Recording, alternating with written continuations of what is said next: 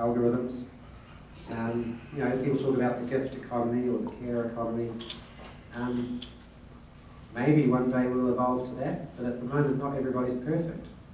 Not everybody. You don't know everybody on the planet. And also, we do need to fund roads, and we do need to, have something that can be used generally.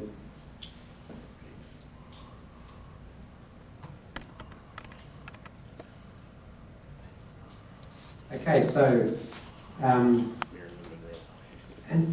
if a particular bank doesn't have enough savers to provide loans to borrowers, it can still borrow from other banks on the interbank lending market, which they do every day again, trillions of dollars. They can't say it's difficult because it's what they do now every day. And if that's not enough, then they can borrow from the revolving fund, which is similar to what they do now when they borrow from the Federal Reserve. Okay. So again, they can't say it's impossible because they're doing it every day. So there's all these, because one of the big objections from the economists who say that banks take money from savers and lend it to borrowers, when you say, well, that's what we want, say, oh, well then banks wouldn't be able to make loans. So here's all of the, this is the concern of all the, most of the economists that come here to our conferences, and we try to explain this. It still hasn't seemed to have sunken in, but so there's lots of sources of funding for making loans to borrowers, credit-worthy borrowers, or things that should be funded, like recycling and all sorts of things that. Well, we've got to get through because we want to see the people from Iceland before we have to close. So what is that? Is that 10 minutes to 11. Yeah, so we've got to move through. Okay, so I won't get into the balance sheet. This is how the flow of funds accounts was set up, and then I found this paper, and then a few years later, MT found it. So, okay, I'll just come off. And so this is, economists say that we can't. Oh, it's dangerous. It's dangerous. In Zurich, they're saying, oh, it's dangerous to do this experiment. We don't know what's going to happen. Well, look at what's happening. Look at what's happened with their perfect system that they don't know anything about. So now I want to just get on to a bit about what we talked about in Co in Switzerland. When I say Co, it's C-A-U-X, but that's just the way it's pronounced, sort of the French part of Switzerland. So I've been looking into this area for about a year, just over a year, and at first I was sort of a bit sceptical and a bit dismissive, but as I've sort of looked into it a bit more, I've found some of the ideas quite compelling, and I've found the potential of the technology, well, potentially very far-reaching. I don't think it's being implemented properly at the moment, but because it's computer code, because you can do anything with it. You can do whatever you want with it. It's like a law. You can do anything with words. You just have to define what those words mean. And it's like anything with numbers, machine code. We have this power to do what we want with words and numbers. And really the only limitations is physical limitations, And like Sana was saying, we've been taught through, we've been told that we're living in a scarce world, but really if we did things in a different way, we could be living in a very abundant world. So I talked to them about money against them. They were very interested. They said they'd never heard money explained like this before. There was people from the United Nations there, and they were, well, I hope they were. I hope it was okay. And now the thing with cryptocurrencies, we tend to, when we talk about money, we tend to say we talk about law, and that is true. I mean, you know, even the gold bugs. The gold was only money when it was monetized by law, and then it was demonetized by law, and then it was no longer money. You know, I don't know why they find that so difficult to understand, but there is another thing, and Stephen Zarlenga talks about this, and this is a quote from his book, binding social custom. So, you know, you could argue that gold was agreed through some sort of agreement, and like Doug Arend, the lawyer from who represents some cryptocurrency people, he was saying that people opt into using these cryptocurrencies. They're not being forced to. They're agreeing to a set of rules, and sometimes there are disagreements among those users about the set of rules, and then that's what is called a fork in the cryptocurrency. They choose two different versions of the ledger, and it becomes two different ongoing ledgers. Basically.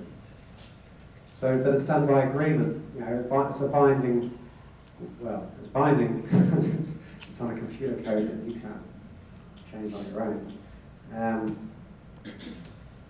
So I was talking about a real balance sheet. You know, a real law of abundance, because that was the theme of the conference was what they called a dialogue on land and security, and they were talking about the degradation of landscape and all of that, and how that causes conflicts. And so this is what I call a real balance sheet. And, you know, what Stephen always used to talk about, values for living, and that includes, you know, having supportive legal and social framework, and having bridges that don't collapse, having bridges in the first place, and then maintaining them so that they don't collapse, and things like that. All sorts of, you know, you can expand out the values we like, and then, you know, we can use money to muster those resources to achieve those things, to achieve those values. And so you can think of the real resources as the source of our wealth and our, like Sana was saying, you know, life and wealth. Life is wealth. You know, there's the saying, health is your most important asset. It's really true, because if you can be the richest person in the world on paper, but if you're really in pain from a terrible disease, how wealthy are you really? Not. So I was on a panel with a cryptocurrency network that was looking to launch to basically value ecosystem services and basically pay people to increase ecosystem services by increasing the carbon being drawn from the atmosphere and held in the soil, and the mangroves cleaning and filtering the water going into the ocean, and all of these things.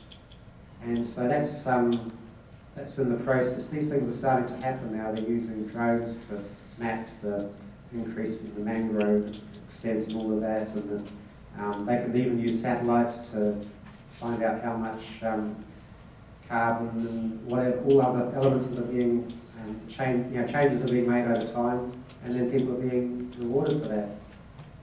So it's basically using the profit motive to make people do good things instead of, at the moment, a lot of people, they don't want to cut down the rainforest, but that's the only way that they can feed their families, you know. So this is a way of, they can feed their families by doing something that helps all of us, and we should be paying them for that. We in the developed world have been living off the backs of people in the developing world. I mean, we live off the backs of people in our own countries terribly, but we also live off the backs of other people, and we're doing it, but it's killing it. It's killing all of us.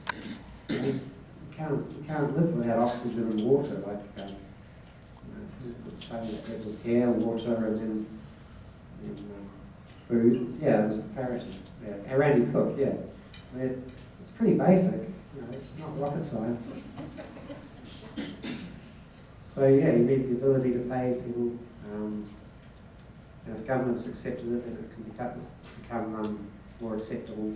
If the local government accepted it, and then that gives them another source of spending power as well. Because if they accept it, they can spend it. Other people will accept it because they know that the government will accept it back again. So it becomes a circular thing. So it gives them another revenue stream, especially for local and state governments who can't create their own currency. Well, they could, but yeah. Also, because cryptocurrencies are sexy, it might get past the gatekeepers because politicians want to be seen to be sexy, and so do economists. So they'll say, oh yes, that is because it sounds like it's a free market thing. So yes, that's great. So there's a lot of potential to do a lot of stuff. What I'm saying is, if the government is going to be too silly to not do things by changing the monetary system, this is like another way, and it might teach them about money. It'll teach everybody about money potentially, and then we can have this sort of thing. So, and now we should really, hopefully, the video from Iceland is downloaded, and we can watch that, and then and Iceland would be a great test case for this because they're not a lot of things like Mishi was saying yesterday. It seems strange. Well, it seems strange to me that these countries in Eastern Europe were limiting themselves, and they were limiting themselves by being part of the debt money banking system. But they also had real limitations of having to import some stuff from other countries, and that is the real limitation of a country. Is if you don't have aluminium, bauxite in your country, you have to get it from another country. So you do need to be able to pay them in what they want. And you can do it. I mean, New Zealand used to exchange land for machinery and all sorts. You can do it without any money needing to change hands. The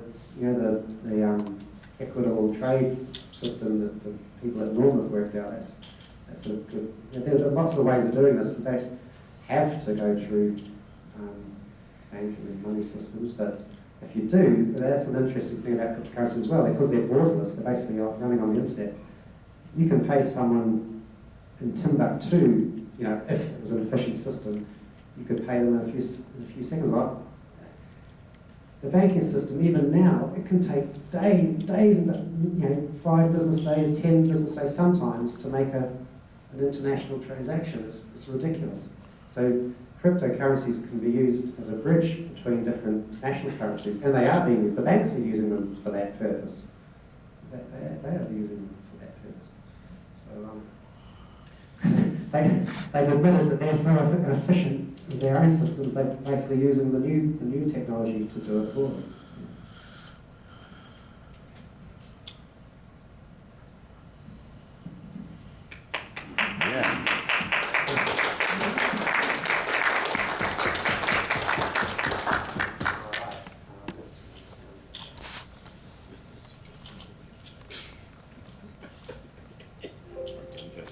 Yeah, right.